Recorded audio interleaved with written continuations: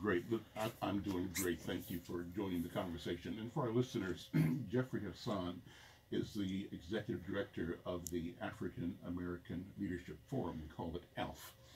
Uh, Jeffrey is a 1973 graduate of Macalester College in St. Paul and also of the University of Minnesota Law School. He finished there in 76. After that, he began a legal practice as a private attorney and worked for the State Department of Human Rights. He also practiced law in Washington, D.C. with the law firm Jordan and Keys, LLC. He later returned to Minnesota to join Hassan and Reed, Ltd., representing plaintiffs in personal injury, medical malpractice, and police misconduct in state and federal court. So in November of 2014, he became the executive director of the African American Leadership Forum. That's a private, nonprofit Minnesota corporation whose mission is to address racial disparities in education, health and wellness, economic development, and community safety. And on March 10th, ALF is hosting a public forum about increasing economic opportunities for African American businesses. Jeff, thank you for, again, all that you do, all that you've done, and for bringing forward this critical conversation, this discussion about our community and our people. Thanks a lot. So what's going to happen March 10th?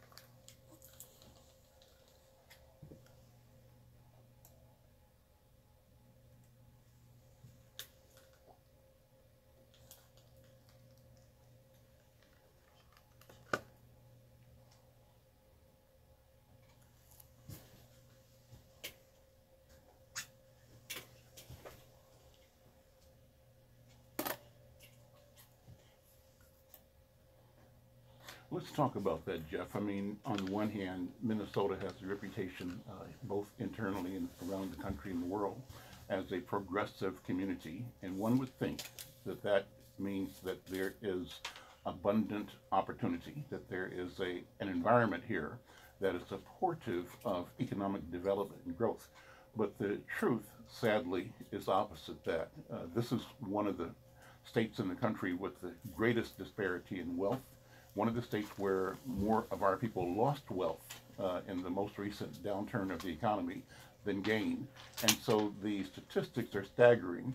At the same time, while there's this image of the state doing well, because in fact it is doing well for white people, our people are not experiencing the opportunity and even where we ought to be. For example, projects that are funded by our contributions to the revenue stream, our tax dollars, we are not benefiting in a way that's commensurate with our investment. So explain why that is. What's the problem here?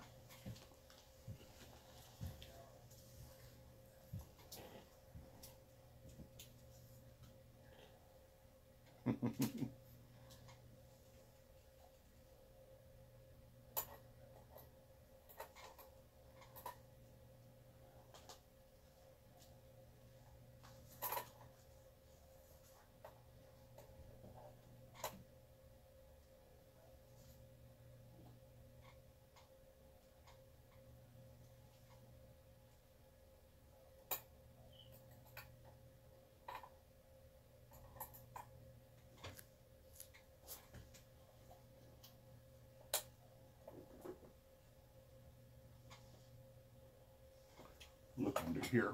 There might be some jacks underneath there.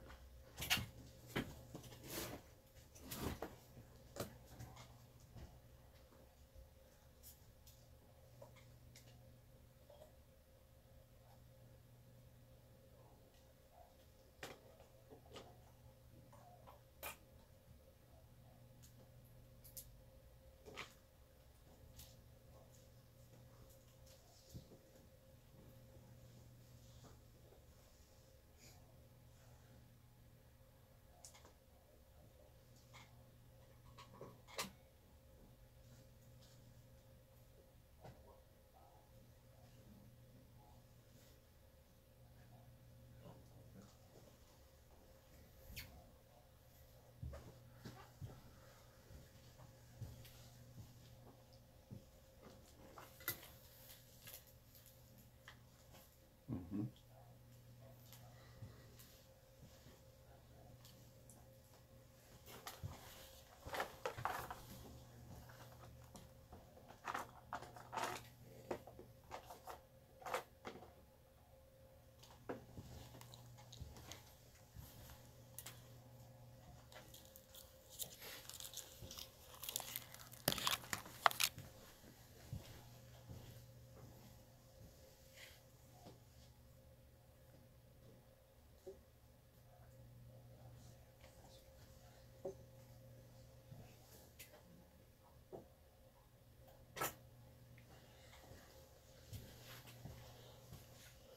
So somebody's eating our lunch. Who's eating our who's taking our money, and why aren't we getting our money?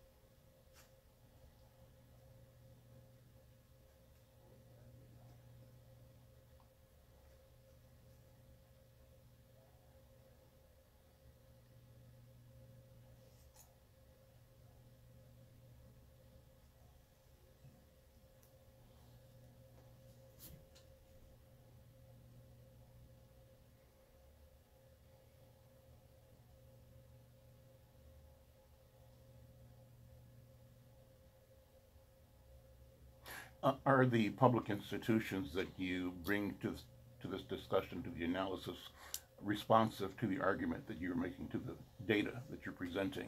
Is there a sense in our government that, yes, we have, and we continue to fail, that we have, and continue to be, we have been and continue to be unfair, and that we have an obligation to do things differently, things that are inclusive, and that remedy this traditional inability to engage businesses owned by black people and people of color?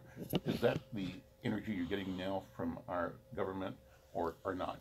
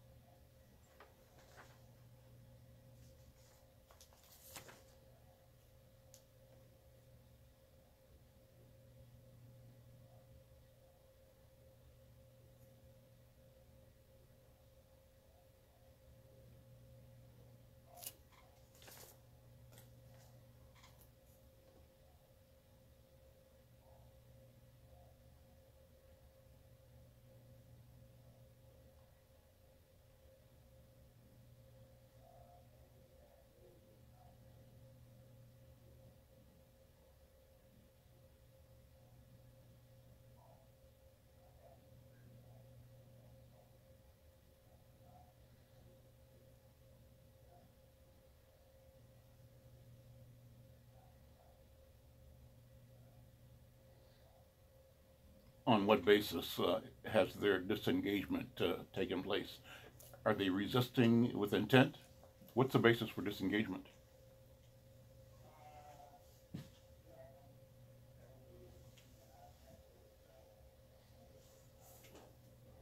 Mm-hmm.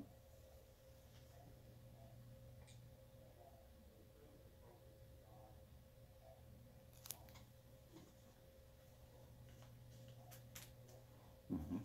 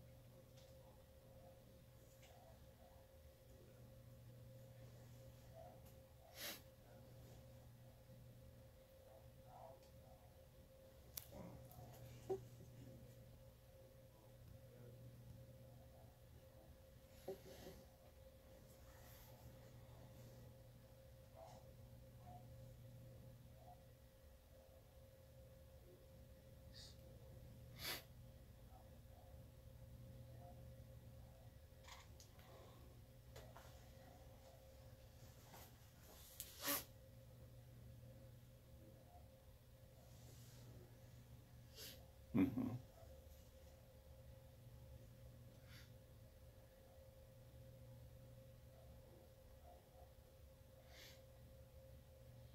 I'm Al McFarland. This is Conversations with Al McFarland. My guest joining me by telephone is Jeffrey A. Hassan. He's an attorney. He is the executive director of African American Leadership Forum. ALF, as it's called, is presenting its annual meeting on March 10th. It's hosting a public forum to talk about increasing economic opportunities for African American businesses. So, Jeff, let me ask you to focus for the remainder of the conversation on what the number should be. I would love to put in our minds, in the public mind of our community, sort of a goal, a picture, a number. And if we are all able to sort of adopt and understand, to embrace a mantra of what the number should be of public spending with black-owned businesses, what should that be? We know it's less than 1%. That's a negative expression of the reality. But let's take it to the positive side and say what our goal is in 2018 and beyond. What's the number we're looking for, percentage-wise or dollar volume-wise? What do you think?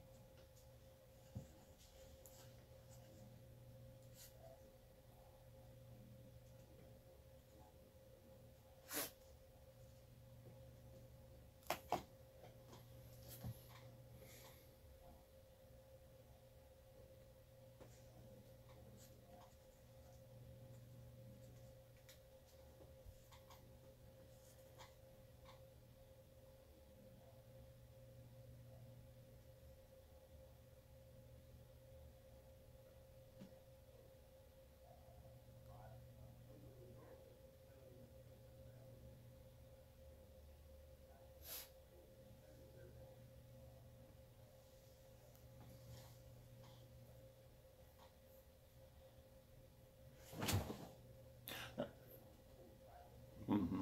Mm-hmm. Just public. Yeah. Yeah.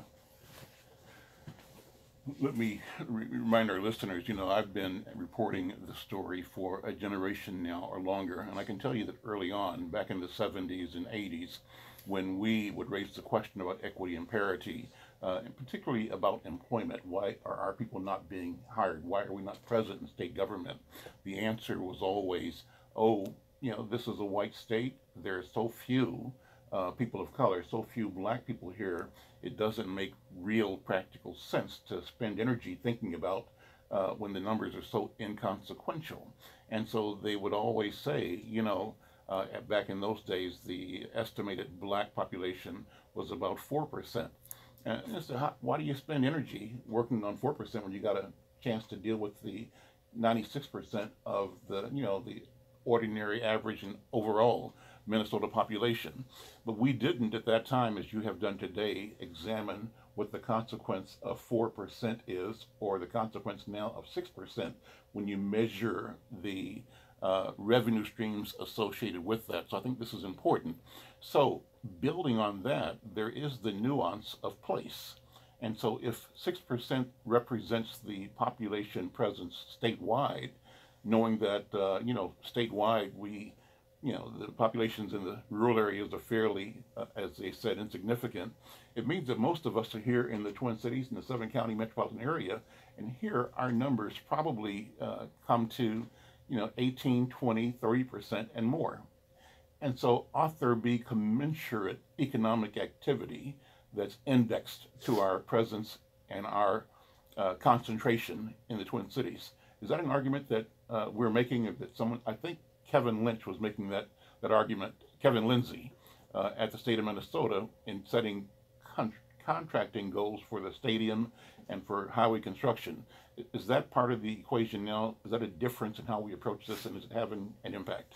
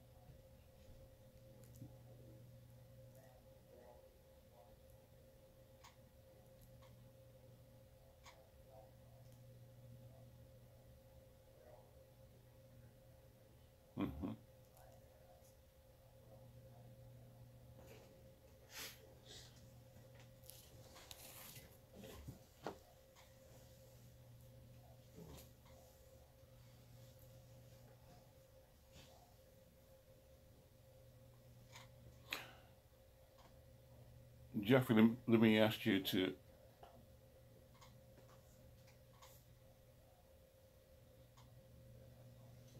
Mhm.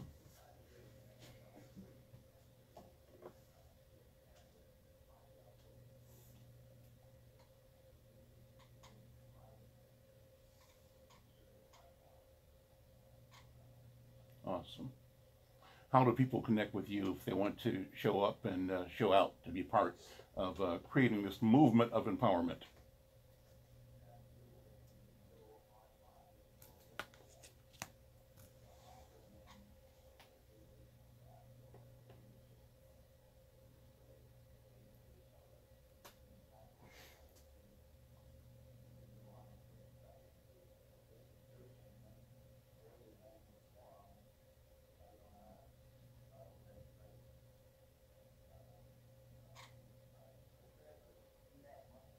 Hmm.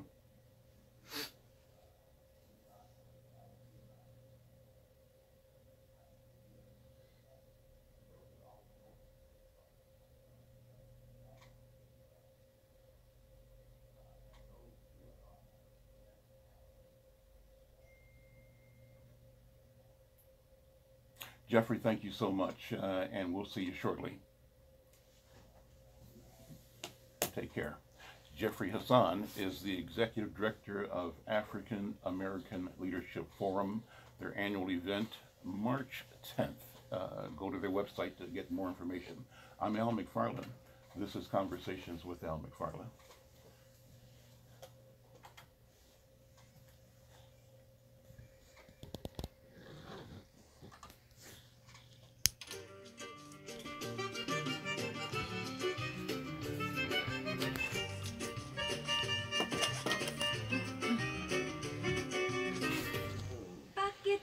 Preocupação, se nada tem, nem nada tem. Yeah, I'm going to introduce you both and we'll have a three-way conversation. And Does this have to have the blue lights on too? I don't know, I don't think so. Do you hearing okay? Yeah. Yeah, when I turn your mics on, the lights come on, yeah. That's And what do it you is. have to listen? Don't have to. Okay. You had to hear him. Yeah, because he was, that's yeah. Yeah, I just don't know. Thank you for getting that together. And you can pull your seat up too because you broadcasting now? Oh yeah. Is it going okay? That's fine. But I might have you join the conversation as well. Okay. So pull your seat up and get this microphone here. Either one, yeah.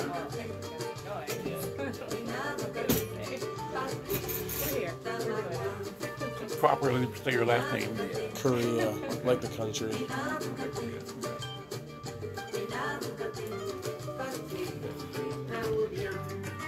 Okay, here we go.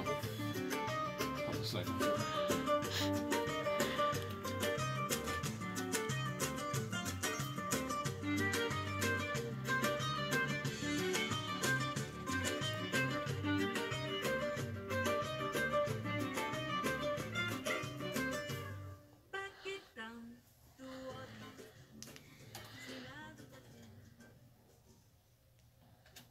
KFAI is listener supported. Donate online today at kfai.org to support Fresh Air Community Radio.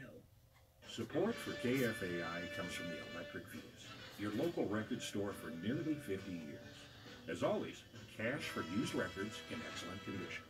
The Electric Fetus, 4th Avenue South at Franklin, or at efetus.com. Programming is supported by the Science Museum of Minnesota, presenting I'm gonna do Amantes de la one more Ciencia, song, an event and celebrating we'll use the diversity restroom when in they the come back. scientific community. On January 20th, from 1 to 4 p.m., guests can discover the possibilities of a career in the sciences through experiments and hands-on activities. Guests can meet inventors, engineers, and educators from the Twin Cities. Up to 4 kids get in free with each paid adult admission. More information at smm.org. This is about 4 minutes. I'll be right back.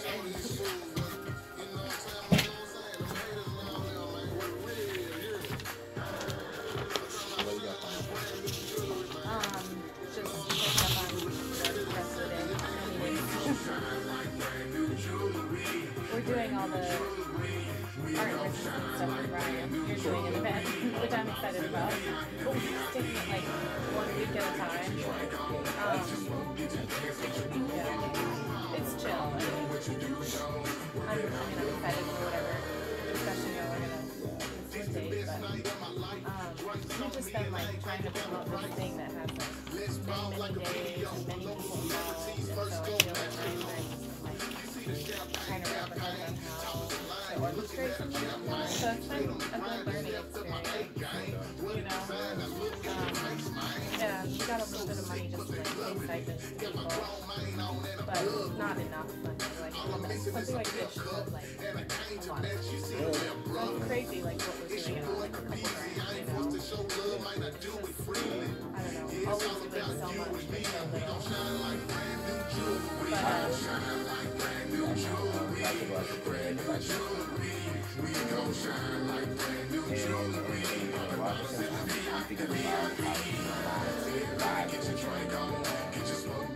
Stress and anxiety, like thousands of dollars on the line each time, like how to take care of ourselves and like, but just not put our energy into one basket. No, I know. I've been trying to think that too, and I'm always in that waiting game. I feel like we have to always manifest and imagine what is possible, but then you can't get to the outcome, and I find that a really hard place to be. Yeah. Because it's like, you don't want to be, you want to be positive, but then you have to be like, well, I'm going to get it, and then you don't get it, and then it's, damn it, what now? But I think it's continually applying. That's what I just always having another one out there. Your headphones work?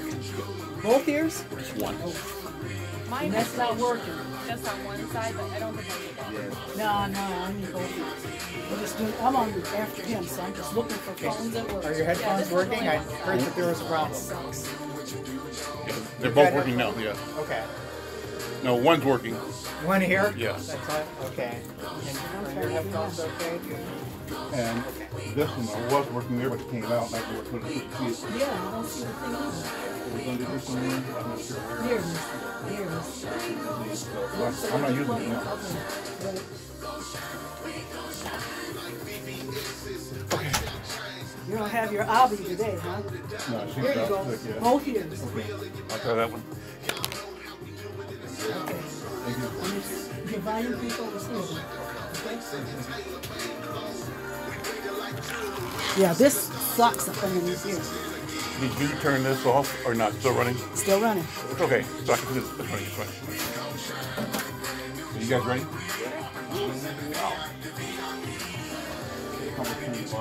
Yeah, here we go. Is that good? Yeah. Okay.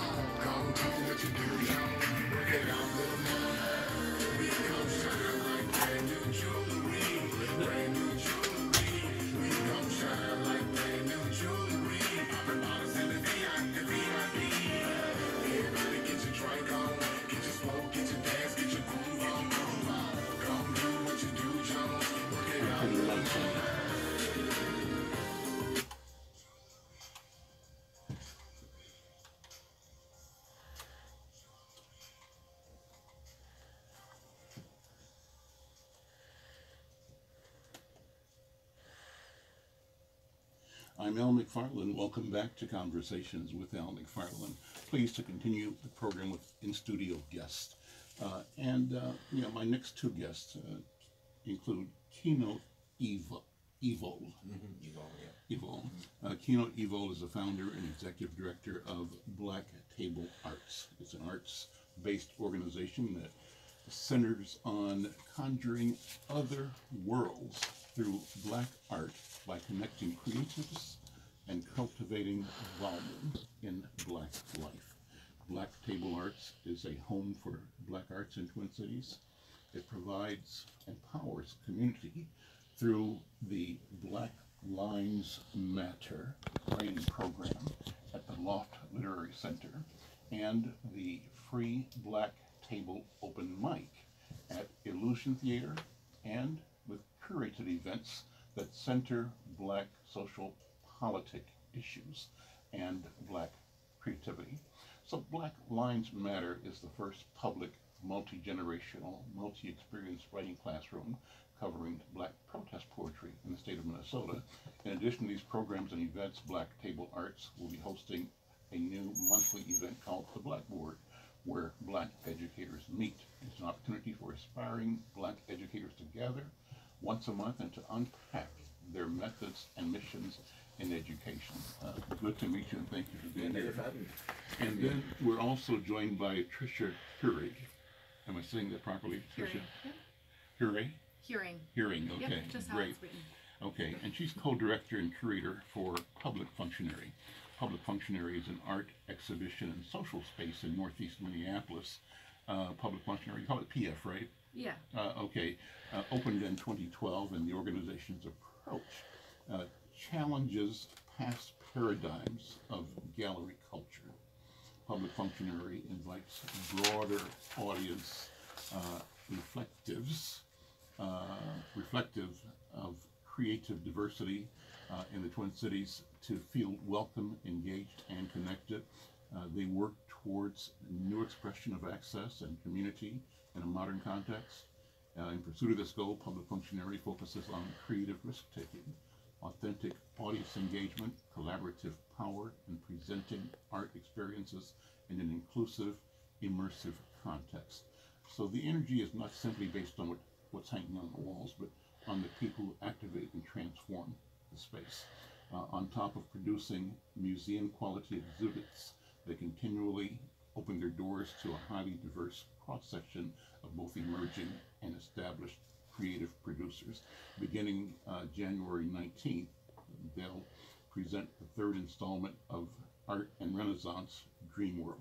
Art and Resistance. Art and Resistance. I'm reading it wrong. It says Resistance on the page Could be here. Renaissance too, that works.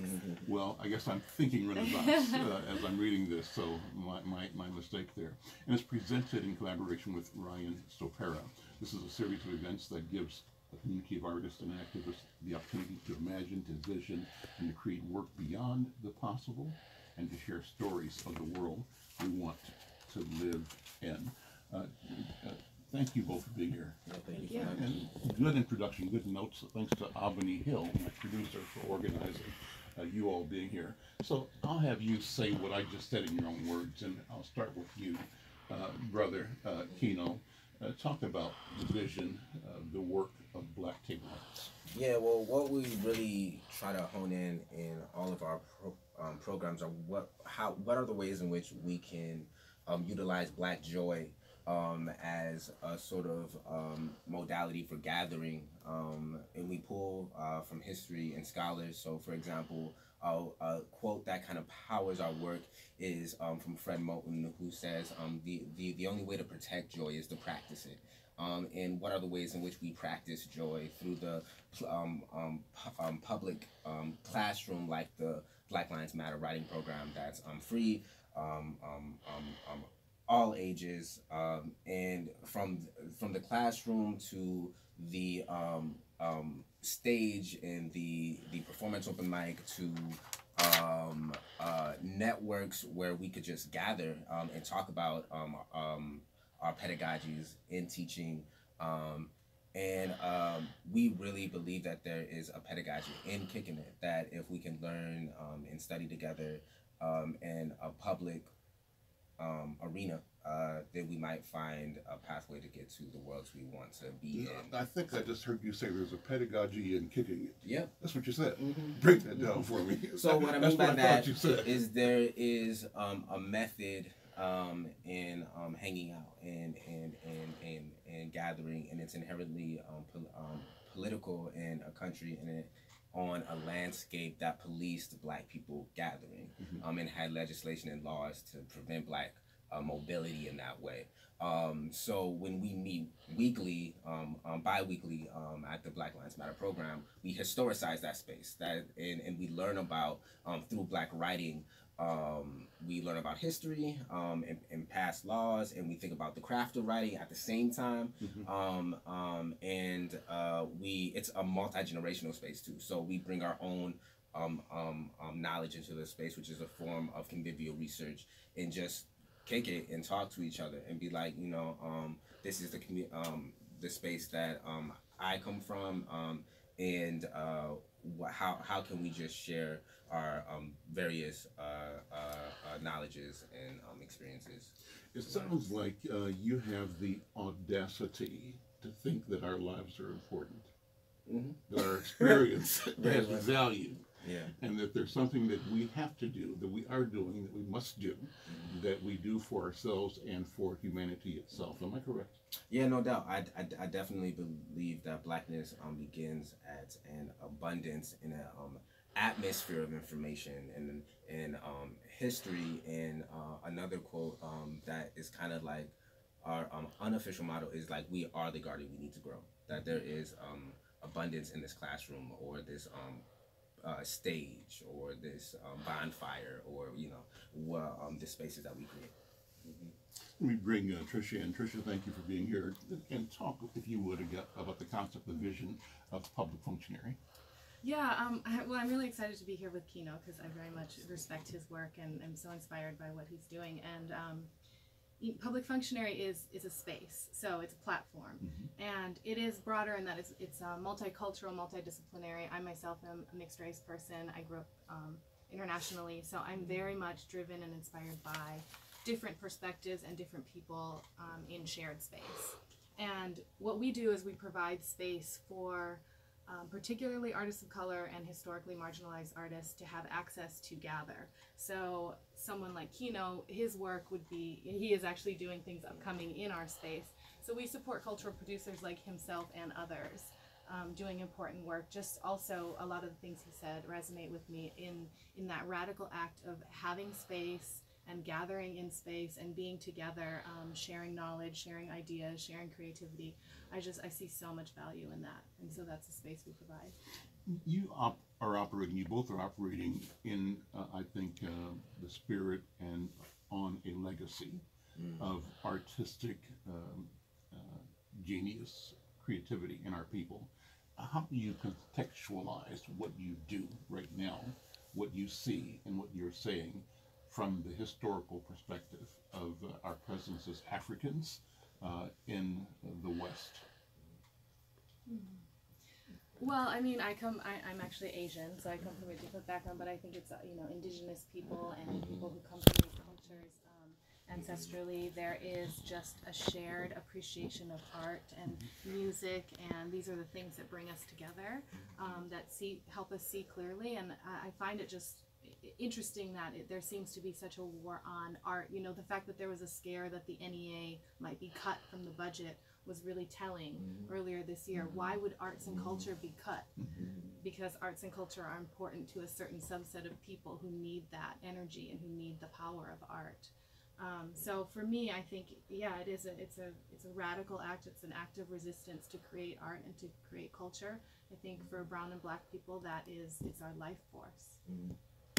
Yeah, totally. I totally agree. And one of the things that I appreciate about public functionary is that they bring in texts like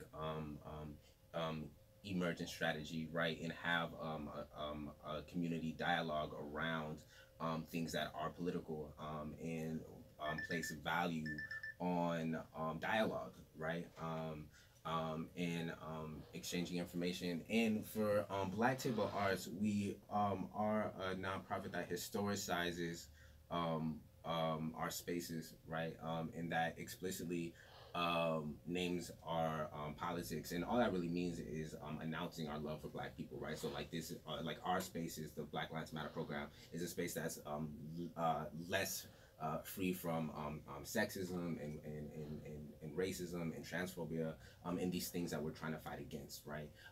And to do that is countercultural in a culture that normalizes those things. You know what I mean? So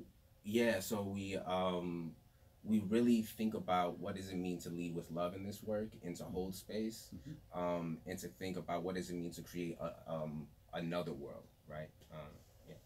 And so who or what is the adversary? What are the barriers that you see ahead? What have been the barriers to this process of the attainment of fulfillment, the attainment of consciousness, not only for our people, but for humanity? society? What have been the barriers? What are they as we see them now? And this, again, in the context of our experiences as people of color. Yeah, pretty much Western civilization. But what I mean by that, so like one of my favorite scholars and writers, organizers, Stokely Carmichael said, we don't teach consciousness. We make conscious people aware of their unconscious behavior. And I think that art is a project in making people, human beings, aware of their unconscious behavior. And you know, and we can think about like the work of James Baldwin or June Jordan. But to say this is like a report back of the things that I'm seeing in my community, and I think and this is pulling from Gwendolyn Brooks, that art is a form of verse journalism. You know, that the poet or the artist or the painter or the style writer is a fly on the wall to humans behaving or to society. So if we can engage with those things, then we may be able to define things, to distinguish things, to think about ways in which we can facilitate restorative justice, and again, just gather and dwell differently. Yeah. Patricia, jump in.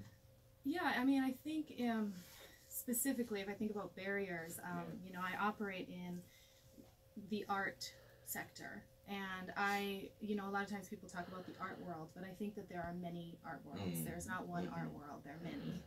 And there's a hierarchy within those art worlds. And at the top, because we're driven by capitalism, at the top art world would be the art market, because that's where all the money is. And that art world is unfairly skewed towards cis white male, artists. They're the ones making all of the money. So therefore then they determine what is high art. If we think back to, museums and institutions, how they were funded, who they were funded by, whose art is at the top of the hierarchy. And then, even when you go into so many museums, where's the African art, where's the Asian art, where's the European art, how is it all positioned?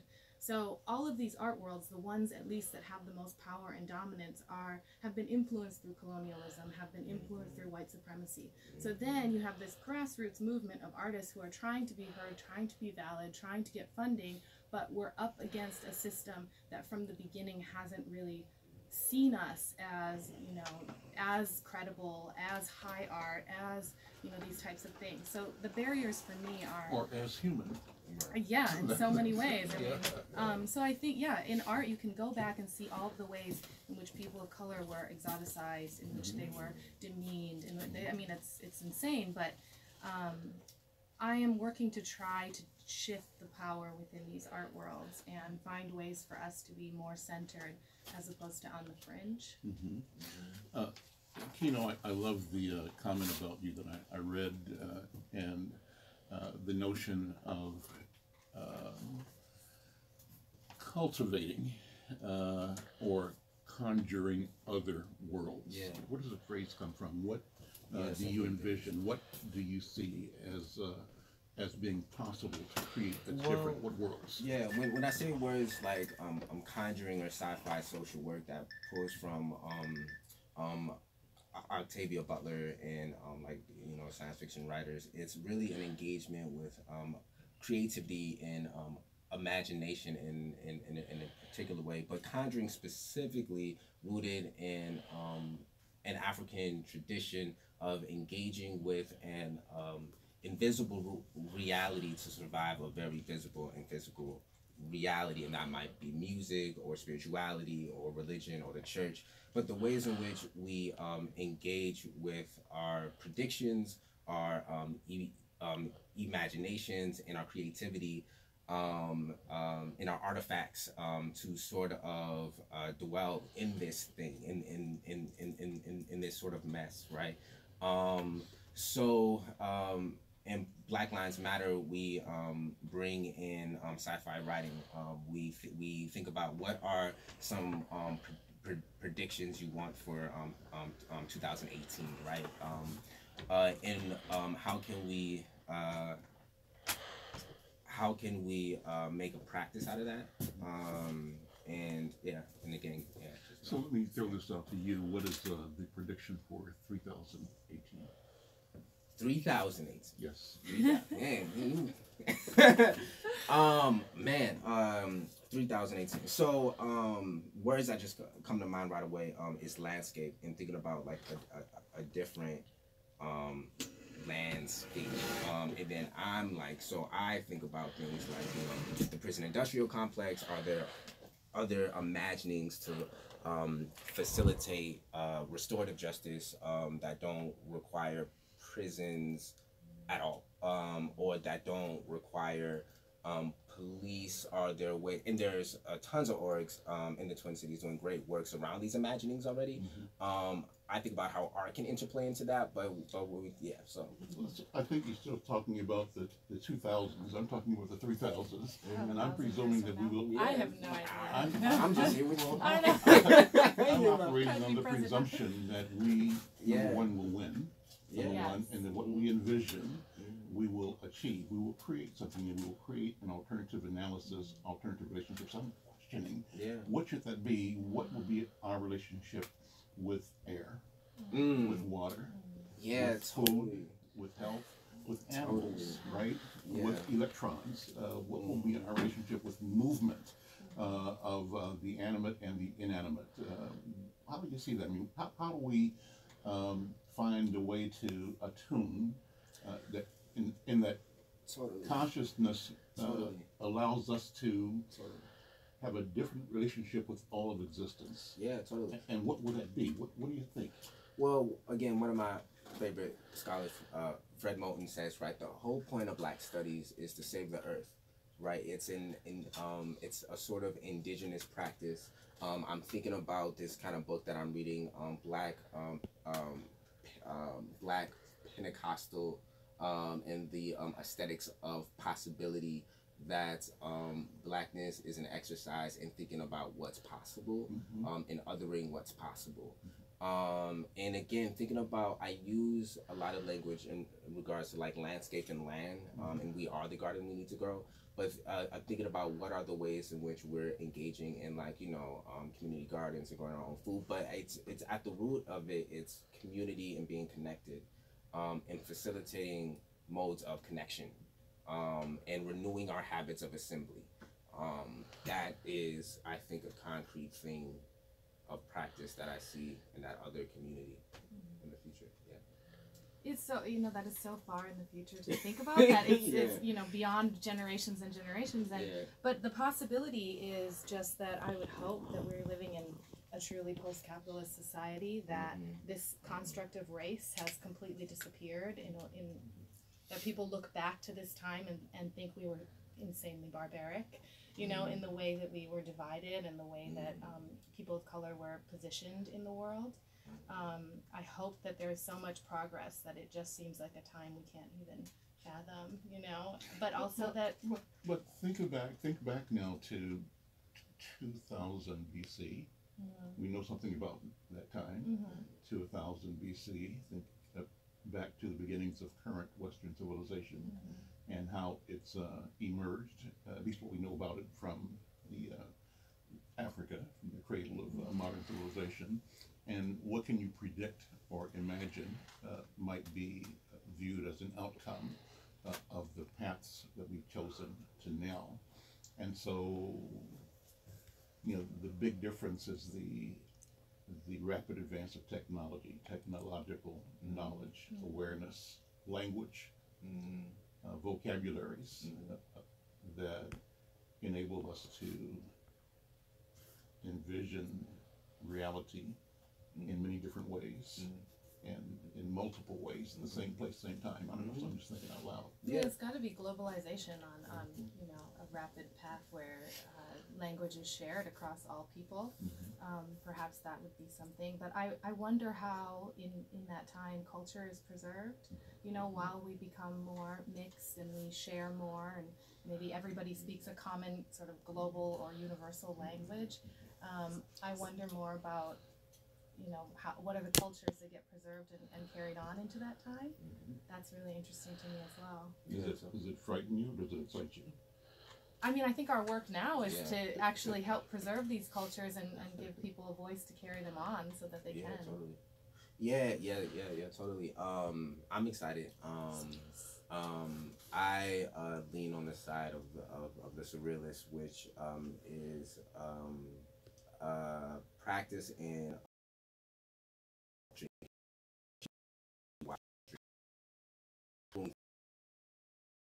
anti-capitalist, undoing our relationship with the word ownership. I think is incredibly, especially in the U.S.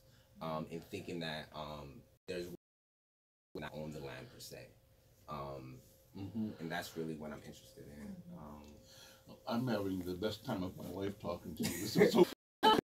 This is so much fun, and I wish I had more time. I'm going to make more time to have you guys. So I'm just sitting around, and well, you called it. I'm kicking it with you right now. And this is something that we need now, and kick it in our exploration of who we are, our identity, and who we are becoming, and not only our individual selves, but our relationships with everything else that exists. That's what I think. And if we don't have that conversation, we're failing to be our true selves. That's what I think.